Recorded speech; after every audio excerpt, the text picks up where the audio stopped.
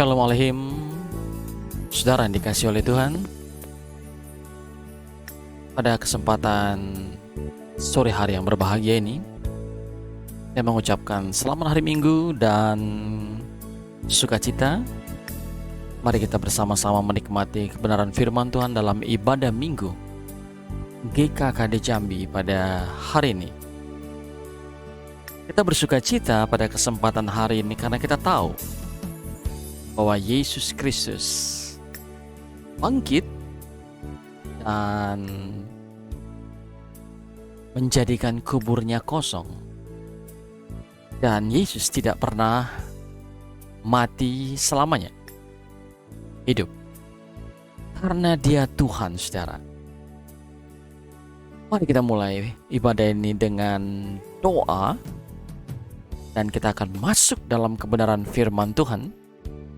Karena kita rindu kebenaran firman Tuhan itu yang menjadikan dasar dari kehidupan kita sehari-hari. Sehingga kita mengalami kemenangan demi kemenangan dari hari ke hari. Saya percaya saudara juga merindukan menjadi umat pemenang. Umat pemenang yang bergerak dari hari ke hari dalam hidup sehari-hari di marketplace kita, yang menyatakan ilahi, menyatakan Kristus dalam hidup kita. Amin, saudara. Kita berdoa. Tuhan Yesus yang baik, tolong sertai kami dalam perenungan kebenaran firman Tuhan pada hari yang berbahagia ini.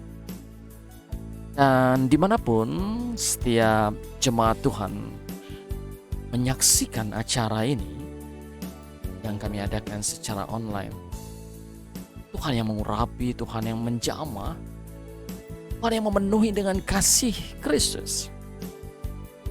Maupun masalah, persoalan, beban hidup yang dihadapi oleh umat-Mu, hamba minta pada sore hari ini Tuhan jamah, Tuhan lawat, Tuhan beri kemenangan-kemenangan, penghiburan.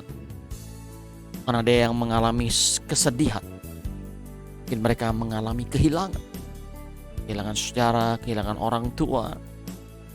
Tapi hamba berdoa supaya roh penghiburan itu turun memenuhi mereka. Biarlah semuanya fokus untuk mendengarkan kebenaran firman pada kesempatan ibadah hari ini. Terima kasih Tuhan, dalam nama Yesus, amin. Saudara yang dikasih oleh Tuhan, topik kebenaran firman Tuhan yang ingin saya sampaikan pada hari ini adalah mengenai keselamatan. Tetapi yang ingin kita fokuskan adalah keselamatan yang benar. Dengan demikian ada pengertian keselamatan yang keliru, yang salah. Dan itu berbahaya bagi pertumbuhan iman seorang anak Tuhan. Oleh sebab itu kita harus memiliki pengertian akan keselamatan yang benar, yang utuh, sehingga membuat kita bertindak dalam kebenaran pula, saudara. Saudara yang dikasih oleh Tuhan, pengertian yang salah dari keselamatan itu sangat berakibat fatal. Sangat berakibat fatal. Mengapa, saudara? Karena pengertian yang salah itu menyebabkan seseorang bertindak yang salah pula. Sehingga perlu mengerti kebenaran yang sesungguhnya. Ya, kita perlu mengerti kebenaran yang sesungguhnya. Itulah sebabnya pokok pengajaran mengenai keselamatan ini boleh dikatakan sangat sentral. Sangat penting. Mengapa penting? Karena itu menentukan sampai kekekalan. Kalau seorang gagal memahami keselamatan dengan benar, maka dia akan gagal pula menjadi Kristen yang benar. Yang lebih parahnya, saudara, Dia merasa menjadi Kristen yang benar, tapi sebenarnya dia menjadi Kristen yang keliru. Tanpa disadari maksud saya, sudah menjadi korban penipuan. Dia menjadi korban kesesatan. Siapakah oknum yang melakukan kesesatan ini? Sudah pasti setan dan seluruh antek-anteknya yang merasuki pikiran anak-anak Tuhan, sehingga pikiran anak-anak Tuhan salah. Pemahaman akan keselamatan yang salah, itulah yang hari-hari ini dikerjakan oleh setan untuk mempengaruhi semua anak-anak Tuhan, sehingga mereka memiliki kualitas kekristenan yang rendah. Ya saudara, pengertian yang salah akan keselamatan itu sangat mempengaruhi kualitas kekristenan seseorang. Kekristenan seseorang menjadi rendah, kualitasnya menjadi lemah, dan akhirnya dia gampang dijatuhkan dan diperbodoh oleh kuasa kegelapan. Pengertian yang salah membuat keselamatan yang kita terima, kelahiran baru itu, kematian Yesus di kayu salib untuk menebus dosa kita, itu menjadi murahan. Ya, menjadi murah. Padahal keselamatan itu bukan murahan, saudara. Keselamatan itu sesuatu yang mahal, proses yang panjang, dan hanya orang-orang yang sungguh-sungguh mau bayar harga, mau pikul salib, mau menderita untuk Kristus, yang selamat. Tidak hanya orang yang percaya lalu mengaku dengan mulut lalu diselamatkan. Saya berkata tidak semudah segampang itu, saudara. Kalau dia sudah mengaku dengan mulutnya Yesus adalah Tuhan, kalau dia sudah percaya dalam hatinya bahwa Allah telah membangkitkan dia, Yesus, dari antara orang mati, lalu setelah itu dia berbuat dosa, dia tidak pernah menjadikan dirinya serupa Kristus. Dia tetap tidak mau bayar harga untuk Kristus. Hatinya tetap diletakkan di dunia ini dan tidak pernah dipindahkannya ke kerajaan surga. Lalu dia tetap melakukan manusia lamanya. Dia tetap berbuat dosa, dia menikmati dosa, dia menikmati hidup dalam dosa. Percintaan akan dunianya tidak pernah hilang, malah makin bertambah-tambah.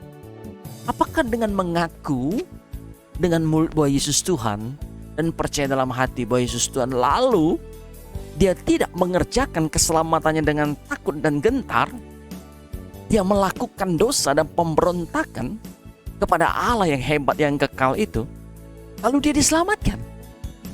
Secara yang dikasih oleh Tuhan, saya percaya tidak mungkin seorang yang berperilaku seperti setan dan menjadi pengikut kuasa kegelapan dalam perilaku sehari-hari, lalu berkata dengan mudah, kalau saya mati hari ini, saya ke surga. Saudara disesatkan, saudara ditipu, dan saudara dibohongi. Dan kalau nanti saudara sampai kepada alam maut, saudara akan mengalami kekagetan yang besar, karena ternyata saudara tidak diselamatkan. Saudara menuju neraka yang kekal karena saudara mengerti dalam Roma 10 ayat 9-10 ini, pengertianmu salah. Kau keliru menafsirnya, kau keliru meyakininya. Tidak cukup ayat itu hanya sampai di situ, saudara. Betul bahwa keselamatan itu adalah kasih karunia. Tidak mungkin dilakukan oleh manusia kalau hanya dengan perbuatan baiknya saja. Itu harus dilakukan Tuhan yang berinkarnasi menjadi manusia, lalu menyerahkan nyawanya untuk saudara dan saya.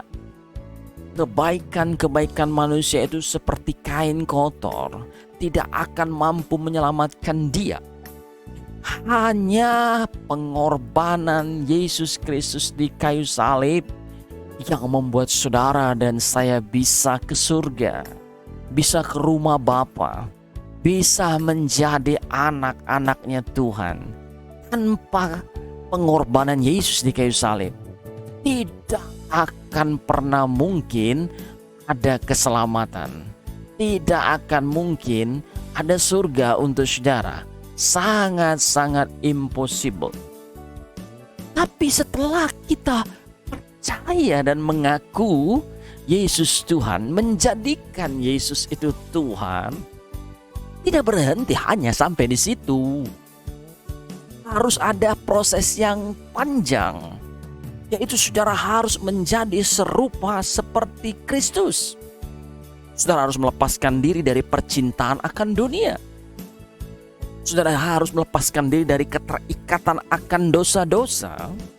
Dan itu perlu yang disebut dengan metanoia, yaitu perubahan cara berpikir. Dari cara berpikir dunia ini kepada cara berpikir kebenaran firman Tuhan. Saudara harus masuk dalam perenungan kebenaran firman Tuhan yang disiplin dan terus menerus. Rutin, konsisten. Saudara harus menyelidiki kebenaran firman Tuhan.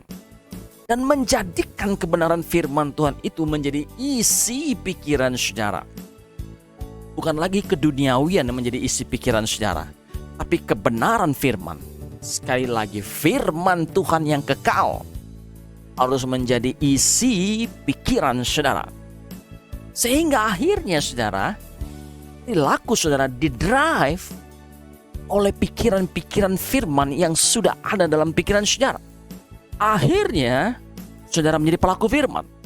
Saudara berperilaku seperti Kristus berperilaku. Apa yang menjadi isi pikiran Kristus, itu menjadi isi pikiranmu. Apa yang menjadi perasaan Kristus, itu menjadi perasaanmu saudara. Sehingga saudara hidup kudus, hidup suci, hidup serupa seperti Kristus. Hatimu sudah tidak lagi kau letakkan di dunia ini, tapi hatimu sudah kau pindahkan ke surga.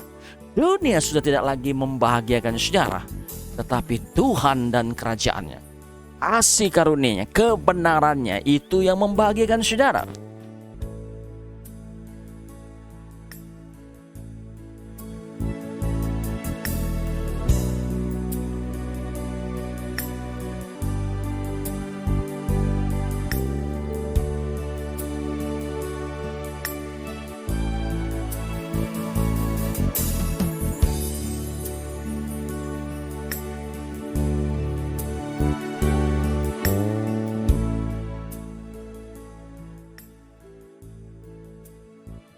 Karena kalau sekedar percaya, mengaku dengan mulut saja bahwa Yesus adalah Tuhan, bahwa dia sudah bangkit dari kematian, lalu dia naik ke sorga.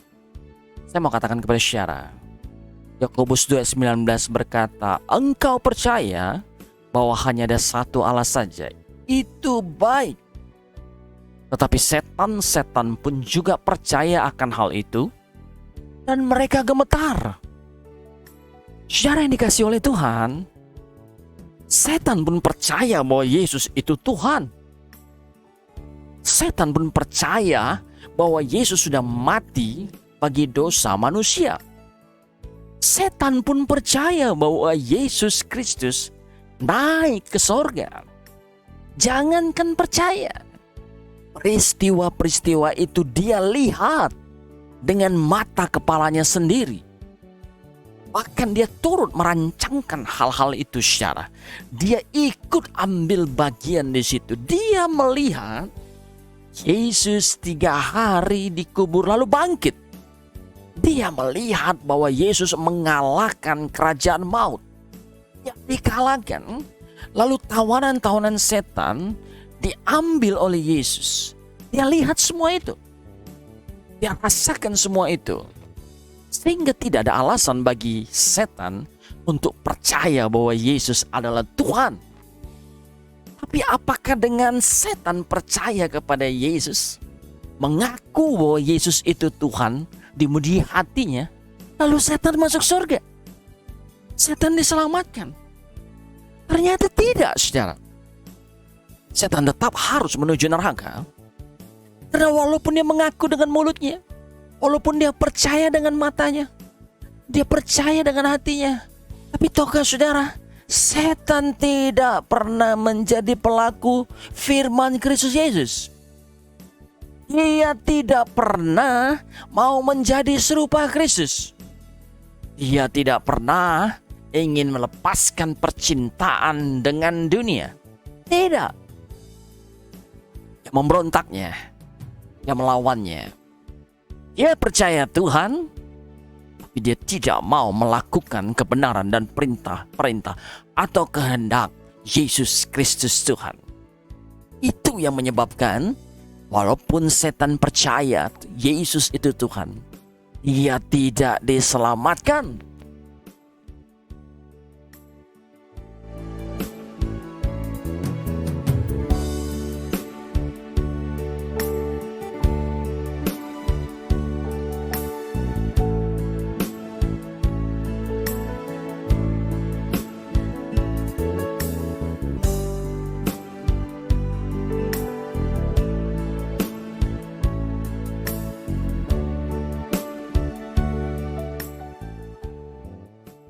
Sehingga percayalah saudara, kalau saudara hanya percaya saja bahwa Yesus itu Tuhan, saudara sudah mengaku dengan mulut saudara bahwa Yesus Kristus Tuhan, mengaku dalam hatimu bahwa Yesus sudah dibangkitkan dari kematian. Kalau hanya berhenti sampai di situ, lalu saudara nggak melakukan kebenaran firman Tuhan, saudara tidak bergerak untuk menjadi serupa seperti Kristus, saudara tidak melepaskan diri dari percintaan akan dunia dan bergerak menjadi manusia yang kudus, manusia yang suci, yang berkodrat ilahi, lalu meninggalkan kodrat dosa. Saya mau kasih tahu kepada saudara bahwa level percayamu sama dengan setan. Saudara tidak akan diselamatkan. Haleluya. Inilah kebenaran yang harus kita mengerti. Karena terlalu banyak umat Tuhan yang dibius oleh pengajaran yang keliru dengan berkata cukup percaya dengan hati, cukup mengaku dengan mulut, mati masuk surga. Keliru, saudara. Itu yang dimaui setan. Tidak cukup hanya mengaku dan percaya, Bapak Ibu Saudara. Hai rekan remaja, anak muda, tidak cukup sekedar percaya dalam hati, mengaku dengan mulut. Tidak berhenti sampai di situ. Engkau harus menjadi pelaku firman. Engkau harus bertumbuh ke arah Kristus. Harus terlihat perbedaan yang jelas antara orang yang sudah lahir baru dan diselamatkan dengan yang belum lahir baru. Harus terlihat sifat-sifat kerajaan surga itu muncul dalam hatimu. Kasih harus muncul, saudara. Harus terlihat. Bertahap sedikit demi sedikit, tapi itu harus terlihat. Kesucian, kekudusan harus sedikit-sedikit muncul. Dan akhirnya orang melihat engkau adalah orang yang suci, yang kudus, yang agung, yang mulia, yang ada kebenaran dalam hidupmu. Engkau orang yang berintegritas, engkau orang yang meninggalkan dosa-dosamu, kejahatan-kejahatanmu engkau tinggalkan. Orang lain harus melihat yang tadinya engkau cinta dosa, sekarang engkau tidak suka, bahkan engkau jijik dengan dosa. Yang tadinya orang ini sombong, tapi orang lain harus melihat perubahan. Hari ini ada kerendahan hati dalam rindu hatimu. Ada kerendahan hati yang terlihat oleh orang lain di dalam dirimu. Itulah pertobatan. Percaya, mengaku dengan hati harus disertai dengan pertobatan, saudara yang dikasihi oleh Tuhan. Itu percaya yang Tuhan mau. Percaya dan menjadi serupa seperti Kristus. Percaya dan melakukan apa yang Tuhan kehendaki. Ini percaya yang benar. Tapi percaya level setan berkata lain. Cukup percaya saja. Mengaku di hati. Percaya di pikiran. Hanya sampai di situ. Sudah. Jadi saja Kristen biasa-biasa. Kristen duniawi. Nanti kalau mati masuk surga. Tidak perlu lepas dari keterikatan dosa. Tidak perlu lepas dari jimat-jimat setan ya. Tidak perlu lepas dari keangkuhan, cinta akan uang. Biasa-biasa saja. Lakukan saja sama seperti sebelum percaya kepada Yesus. Mati, masuk surga. Itulah kepercayaan keselamatan yang diingini oleh setan, saudara. Dia sesatkan, saudara. Sehingga engkau menjadi Kristen yang gak berjuang, gak bergumul, gak bekerja keras dari hari ke hari. Gak ada fighting spirit untuk engkau bergerak dari keduniawian pada kodrat ilahi. Saudara yang dikasih oleh Tuhan, saya mau katakan kepada saudara, ini berbahaya. Dan ini membuat ada banyak korban anak-anak Tuhan yang akhirnya lumpuh secara rohani, bahkan cacat rohani, saudara.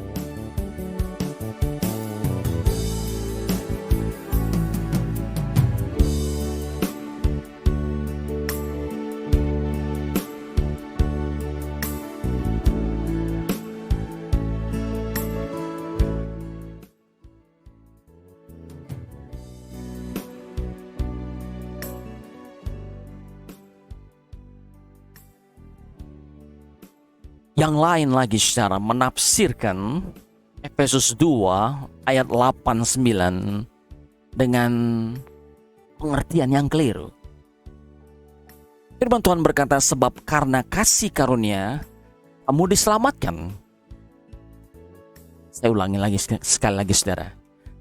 Sebab karena kasih karunia kamu diselamatkan oleh iman. Itu bukan hasil usahamu, tetapi pemberian Allah. Itu bukan hasil pekerjaanmu. Jangan ada orang yang memegahkan diri. Efesus 2 ayat 8-9. Ditafsirkan ayat ini, saudara, cukup dengan iman saja kita akan diselamatkan. Tak perlu ada usaha. Karena itu pemberian Allah. Itu anugerah. Itu kita harus menikmati anugerah Tuhan yang besar. Hyper grace. Tidak ada pekerjaan kita, perbuatan kita yang membuat kita selamat. Jadi perlu iman saja cukup. Gak perlu perbuatan. Gak perlu berjuang. Gak perlu untuk hidup suci, hidup kudus. Tidak perlu lepas daripada ikatan dosa. Iman saja cukup. Begitulah pengertiannya, saudara. Dan setan masuk dalam pengertian yang salah dari menerjemahkan atau menafsirkan ayat ini, saudara. Apa yang dimaksud oleh ayat ini adalah supaya kita ini jangan sombong, jangan angkuh, terus sadar walaupun kita penuh dengan perjuangan dan usaha untuk menjadi pengikut Yesus Kristus, untuk menjadi kudus, untuk menjadi suci, tetap harus ada di dalam hati kita. Itu bukan hasil usaha kita.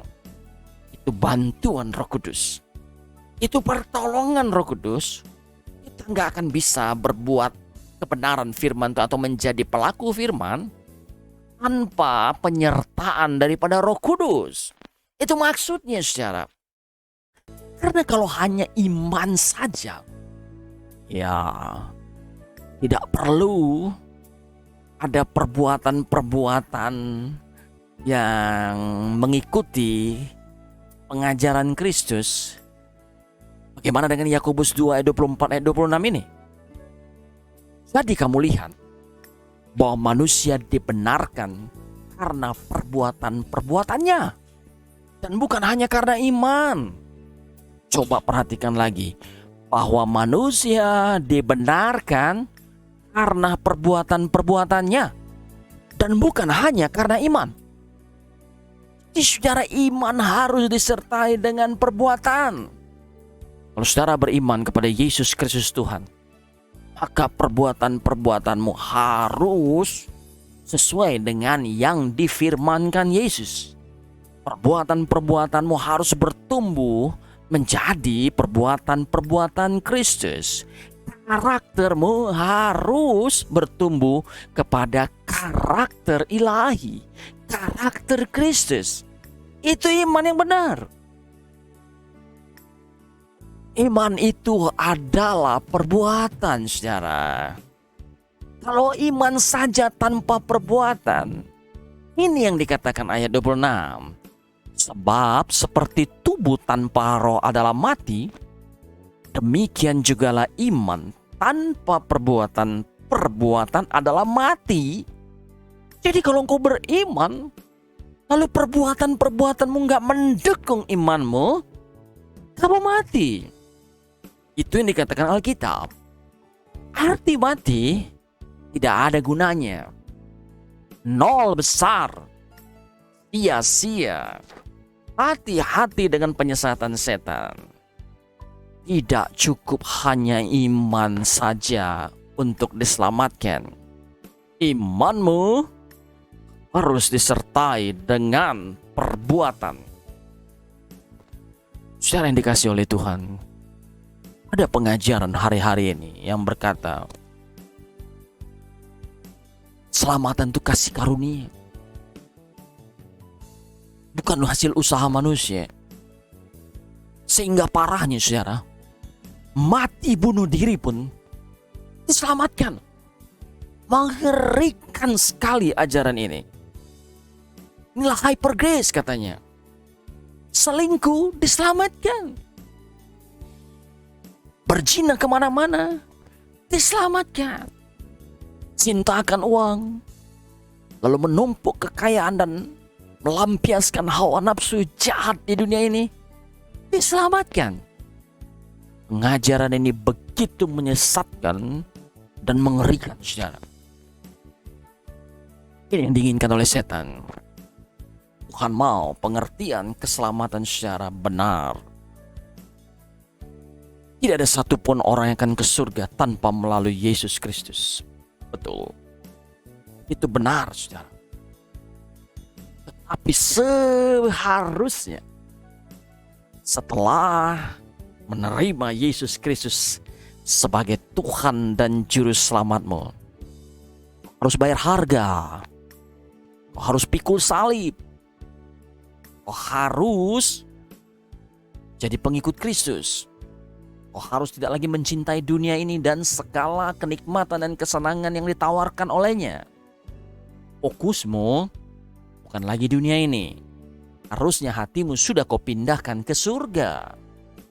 Yang kau rindukan adalah langit baru, bumi baru, kerajaan surga. Kau sudah tidak merindukan apapun di dunia ini. Itu harus terjadi, saudara. Bukan hanya percaya saja, bukan hanya iman saja. Bahkan ada satu pujian yang berkata, percaya saja, pasti selamat. Cukup percaya saja, saudara. Saudara harus bertumbuh dalam kebenaran. Saudara harus jadi pelaku firman. Keselamatan tuh gak murahan. Kalau keselamatan itu dimengerti sangat murahan, bagaimana dengan hukum-hukum Tuhan seperti ini, saudara?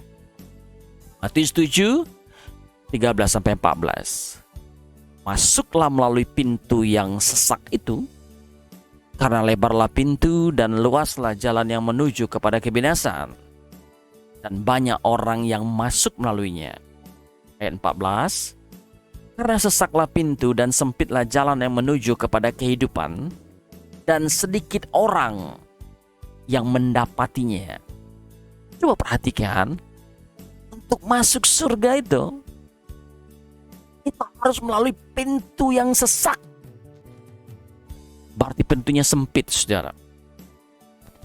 Bukan pintu yang lebar. Jalannya betul-betul sempit. Dan dikatakan oleh Alkitab, masuk ke sana itu sesak. Dan hanya sedikit orang yang mendapatinya. Yang sampai ke sana itu sedikit. Gak banyak, saudara. Artinya jalan ke surga itu jalan sempit, berliku, terjal, menurun dan mendaki, bahkan licin. Ya bukan jalan tol yang lebar, luas, dan nyaman. Itu jalan ke surga. Jadi keselamatan gak murahan.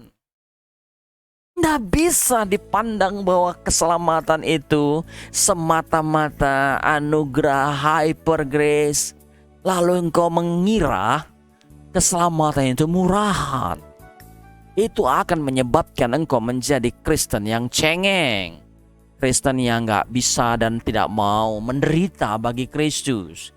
Itu akan menyebabkan engkau tidak berjuang untuk menjadi seperti Kristus, sempurna seperti Bapa.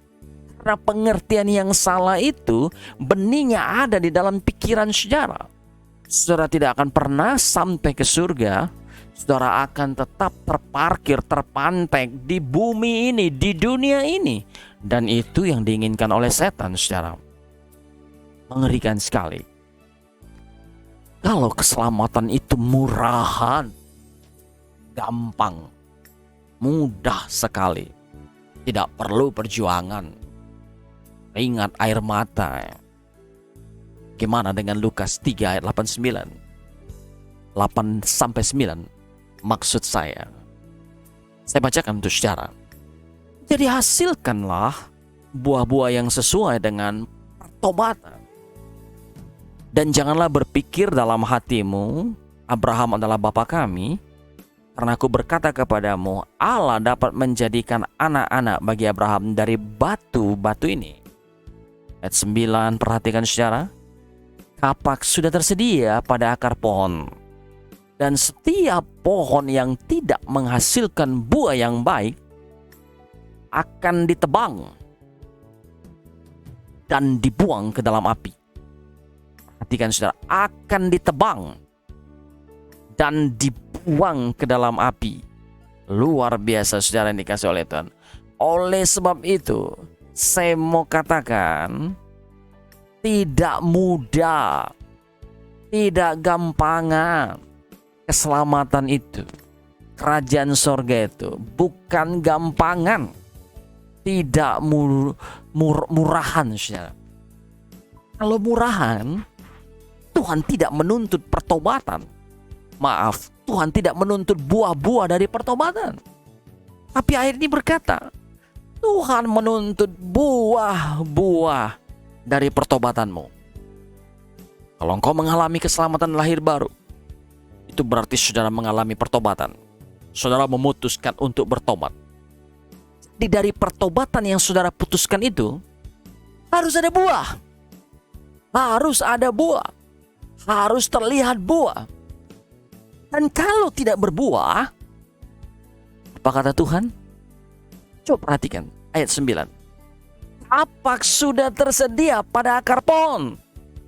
Dan setiap pohon yang tidak menghasilkan buah yang baik, buah yang sesuai kebenaran firman, apa itu buah? Harus muncul dalam dirimu karakter ilahi. Karakter-karakter yang sesuai dengan firman Tuhan. Harus muncul kasih, damai sejahtera, sukacita, kejujuran atau integritas, dan sebagainya. Harus muncul kerajinan, kedisiplinan. Harus muncul penguasaan diri, keramah tamahan, kelemah lembutan, dan kemurahan hati, dan sebagainya. Kalau itu tidak muncul, tidak ada dalam dirimu, saya mau katakan, pertobatanmu mati. Nol. Sia-sia. Dan engkau masuk dalam ayat 9. Apakah sudah tersedia pada akar pohon, dan setiap pohon yang tidak menghasilkan buah yang baik akan ditebang dan dibuang ke dalam api.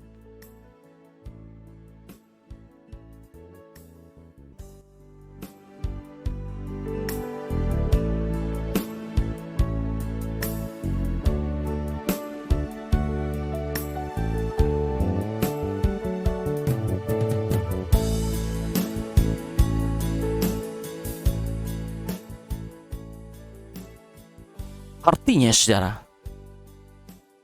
Tuhan memiliki standar yang tinggi untuk masuk dalam kerajaannya.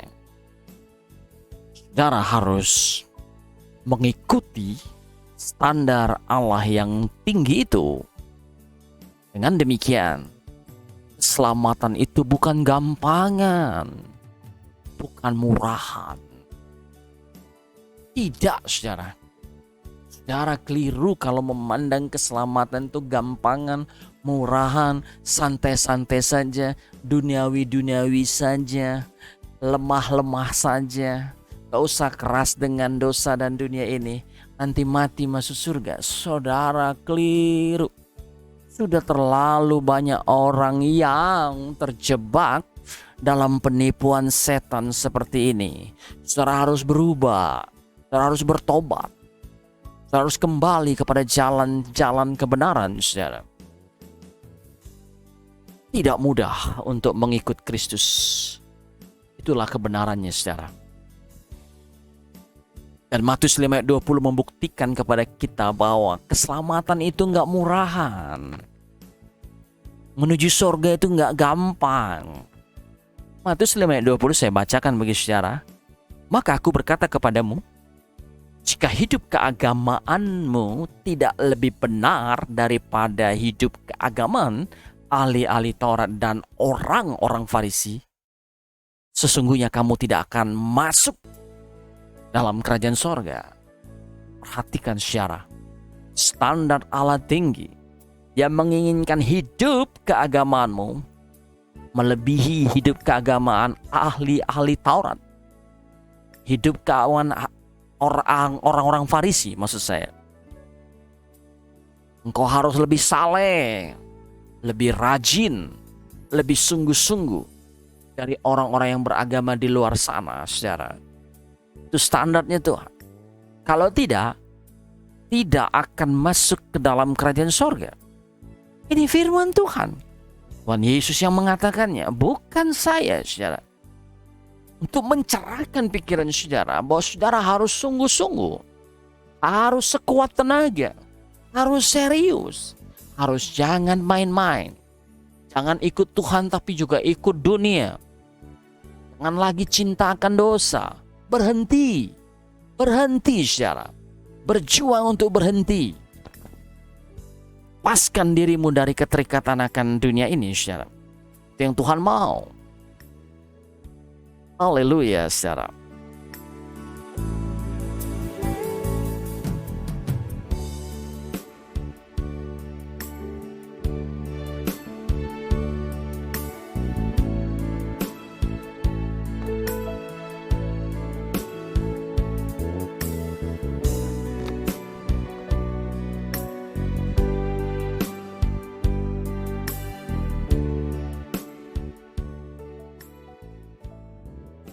Dan kalau keselamatan itu murahan, bagaimana dengan Lukas 18 ayat 25 sampai 27? Sebab lebih mudah seekor unta masuk melalui lubang jarum daripada seorang kaya masuk ke dalam kerajaan Allah. Dan mereka yang mendengar itu berkata, jika demikian, siapakah yang dapat diselamatkan? Kata Yesus, apa yang tidak mungkin bagi manusia, mungkin bagi Allah. Coba perhatikan secara. Untuk masuk ke dalam kerajaan Allah, itu seperti seekor unta masuk melalui lubang jarum. Jadi dulu di Israel, saudara, Itu kotanya dibentengi. Jadi kalau jam tertentu sudah malam, pintu gerbang ditutup. Hanya disediakan lubang kecil yang kalaupun onta harus masuk, onta itu harus dilepaskan dari beban-bebannya. Lalu kemudian dia disuruh duduk jongkok. Lalu sambil jongkok dia harus masuk melalui lubang itu. Dengan sangat susah payah. Karena lubangnya pas-pasan, saudara. Dan itu agak menyakitkan. Baru dia bisa masuk. Dengan kata lain, seekor unta untuk masuk melalui lubang jarum itu mengalami kesulitan yang besar dan kesakitan, saudara.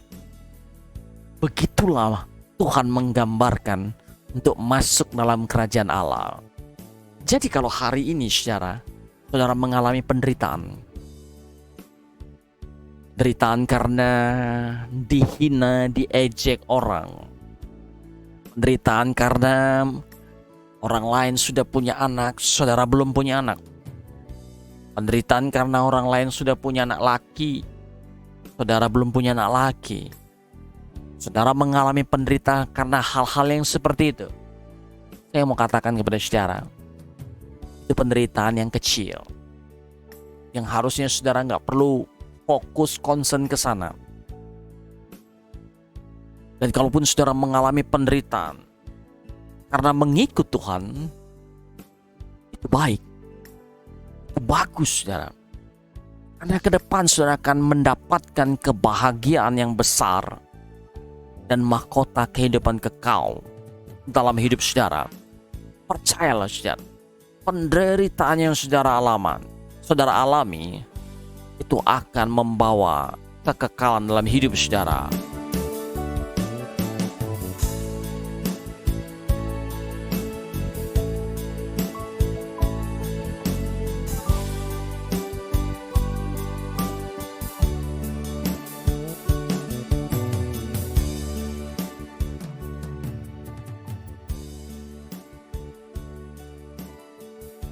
Dengan kata lain, saudara, gak apa-apa menderita, gak apa-apa berkorban. Walaupun hari-hari ini engkau boleh dikatakan menjadi orang yang tidak beruntung di dunia ini, gak masalah. Gak masalah miskin, gak masalah menjadi orang gagal, gak masalah dihina, gak masalah menjadi orang terkenal, tidak menjadi orang terkenal, maksud saya. Gak masalah kalau engkau melihat orang lain lebih berbahagia karena banyaknya harta. Gak masalah kalau saudara belum punya rumah. Gak masalah kalau saudara tidak diberikan warisan. Gak masalah. Harusnya yang menjadi masalah adalah kalau saudara tidak masuk ke dalam langit baru, bumi baru. Itu masalah, saudara.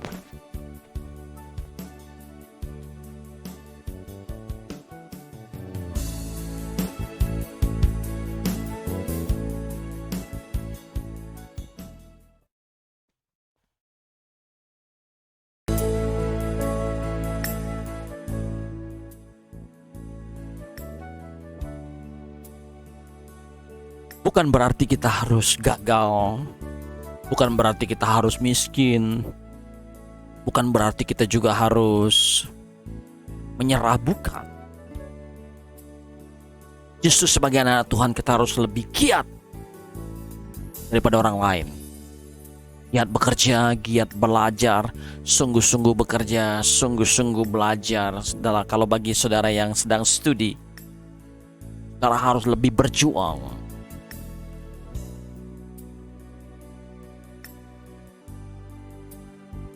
Ya, saudara harus lebih berjuang. Karena kita harus menampilkan kemuliaan Bapa di surga, saudara. Sebab kebenaran firman Tuhan di Matius 10 ayat 38 berkata, barang siapa tidak memikul salibnya dan mengikut aku, ia tidak layak bagiku. Jadi kalau hari ini engkau mengalami salib Kristus, haleluya, saudara layak bagi Yesus. Haleluya. Dalam Matius 16 ayat 34 dikatakan, Lalu Yesus berkata kepada murid-muridnya, "Setiap orang yang mau mengikut aku, ia harus menyangkal dirinya, memikul salibnya, dan mengikut aku." Jadi saudara, pengertian keselamatan itu harus benar. Keselamatan itu tidak gampangan, tidak murahan saudara.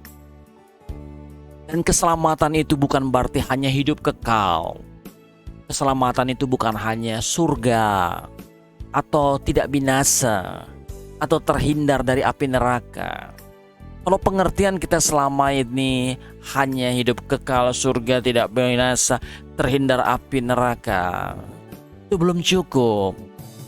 Harus ditambahkan bahwa keselamatan itu adalah untuk mengembalikan saudara kepada rancangan Allah yang semula, yaitu saudara menjadi serupa seperti Kristus. Itu keselamatan saudara. Saudara harus menjadi serupa seperti Kristus. Dan Tuhan mau itu.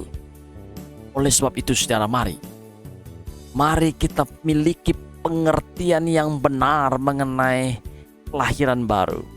Sasaran keselamatan harus menjadikan saudara serupa seperti Kristus. Roma 8:29 berkata, "Sebab semua orang yang dipilihnya dari semula, mereka juga ditentukannya dari semula untuk menjadi serupa dengan gambaran anaknya, supaya ia, anaknya itu, menjadi yang sulung di antara banyak saudara." Saudara yang dikasihi oleh Tuhan, keselamatan itu harus mengerucut menjadi serupa seperti Kristus. Haleluya.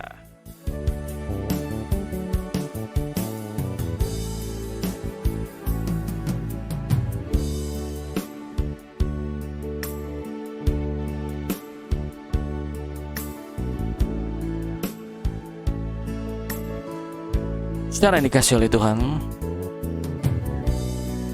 kita sudah selesai dalam pembahasan kebenaran firman mengenai keselamatan yang benar. Kesimpulan yang sudah kita dapatkan, kita harus memiliki pengertian yang benar. Keselamatan bukan gampangan, bukan juga murahan. Keselamatan juga harus menuntut respon dari saudara. Saudara harus menjadi sempurna seperti Bapa dan serupa seperti Kristus. Saudara yang dikasihi oleh Tuhan, mari terus berjuang. Mari terus berupaya, berusaha, berjuang setiap detik, setiap saat untuk menjadi serupa seperti Kristus. Shalom Aleichem. Betsy Mamasya, Tuhan Yesus menyertai saudara. Angkat kedua tangan saudara. Kita sudah menyelesaikan ibadah kita pada hari ini. Saya mau doa berkat untuk saudara. Diberkatilah hidupmu, diberkatilah seluruh keluargamu. Biarlah kebenaran firman Tuhan menyertaimu, sukacita Roh Kudus itu memenuhimu dan menyertaimu dari sekarang sampai selama-lamanya. Tuhan datang untuk kedua kalinya. Puji nama Tuhan. Amin. Saudara dikasihi oleh Tuhan, teruslah mengikuti program-program yang kami upload di Facebook dan di YouTube untuk saudara mengalami pertumbuhan rohani, untuk kita sama-sama menjadi serupa seperti Kristus. Sampai jumpa lagi dalam program yang berikutnya. Tuhan memberkati. Haleluya. Amin.